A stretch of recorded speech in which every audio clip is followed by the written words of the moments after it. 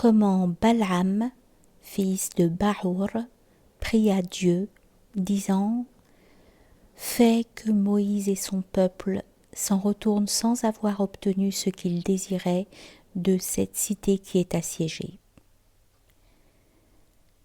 Les habitants du monde devinrent soumis à Balaam, fils de Baour, car il était comme le Jésus de son époque.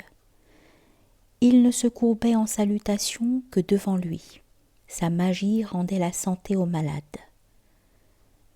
Par orgueil et sentiment de sa propre perfection, il combattit Moïse. Sa détresse devint telle que tu l'as appris.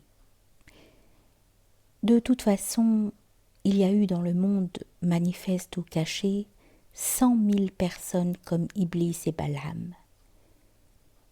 Dieu a fait que tous deux deviennent bien connus, afin que tous deux puissent témoigner contre le reste. Ces deux voleurs, il les pendit en haut d'un gibet. Autrement, il y avait bien d'autres voleurs méritant sa vengeance. Ces deux-là, il les traîna par les cheveux jusqu'à la cité pour les abattre. Mais il est impossible de dénombrer toutes les victimes de son courroux.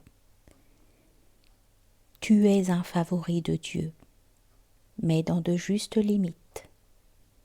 Pour Dieu ne sort pas de ses limites. Si tu luttes avec quelqu'un qui soit un plus grand favori que tu ne l'es toi-même, cela te fera tomber plus bas que la 7e terre. Quel est le but de l'histoire de Had et de Thamoud ? Que tu saches que les prophètes méprisent les pervers. Ces signes, la terre avalant les pécheurs, leur lapidation, les coups de la foudre, constituaient des preuves de la puissance de l'âme rationnelle. Tuer tous les animaux pour les besoins de l'homme, tuer toute l'humanité pour les besoins de la raison. Qu'est-ce que la raison ? L'intelligence universelle de l'homme doué de raison. La raison partielle est aussi raison, mais elle est infirme. Tous les animaux sauvages à l'égard de l'homme sont inférieurs à l'universel humain.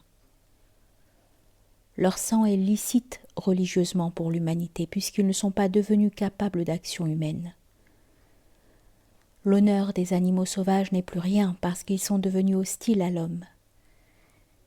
Quel honneur sera donc le tien, ô toi l'insensé, puisque tu es devenu semblable aux ânes sauvages apeurés?